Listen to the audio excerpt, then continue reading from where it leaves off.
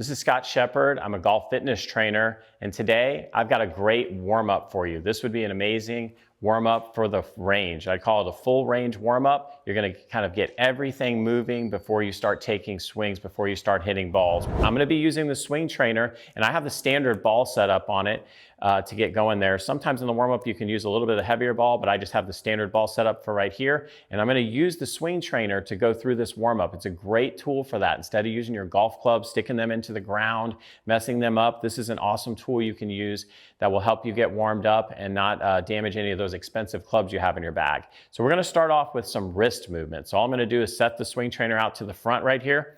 I've got my hand placement. I can go pretty much anywhere on the bar for this, but I'm going to go kind of in between G1, G2, and then over here between G4, G5. And all I'm going to do is some wrist flexion and wrist extension right there. And this is just basically, let's loosen up our wrist a little bit.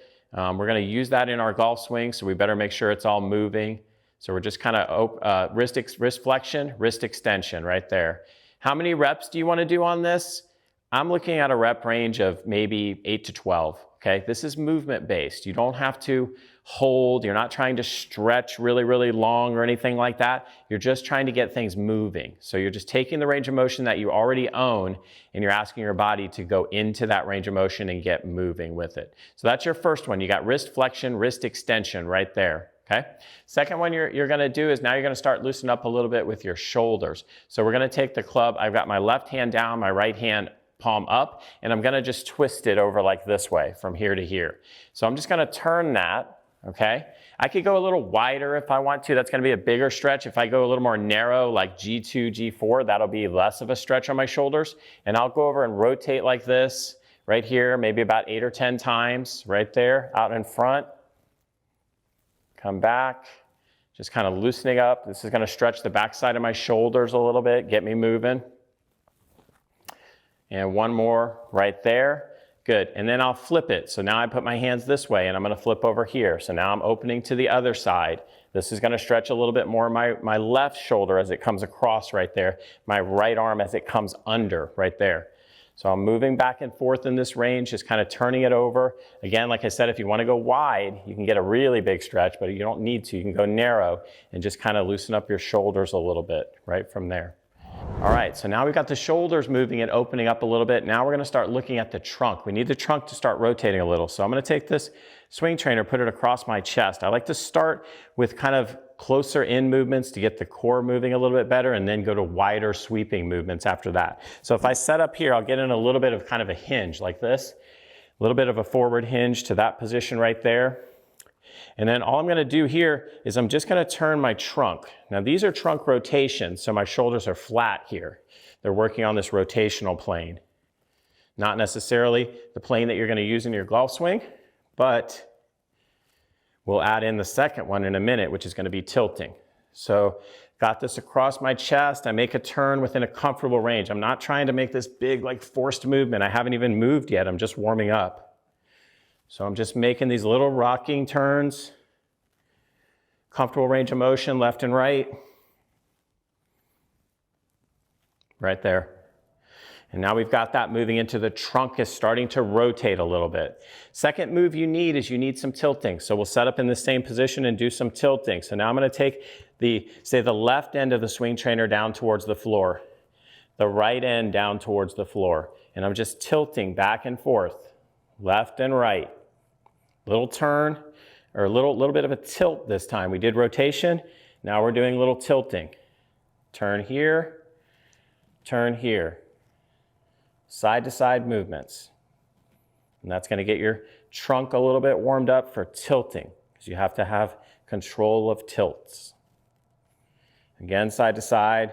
Not getting super caught up in numbers. I might do 8 or 10 to each side. I might just move till everything starts to feel really free. And that's where I want to be with that specific movement right there. Okay, so now I've done rotation and I've done tilting and I've got things moving into those patterns. So now I'm going to go down and I'm going to get my hips to move a little bit more. So this is where you can use the swing trainer. You can set that onto the ground right there and use it as a little bit of a balance tool. I can either do toe touch if I want to, or if I want to, I can go up to single leg balance. So if I want to challenge myself a little bit more, I'll go to single leg balance. And I'm just opening up my hip a little right there. But again, if my balance is not great, I can just hold this out a little bit and rotate there. And again, I'm just knee in, knee out right there. So get my hip moving a little bit.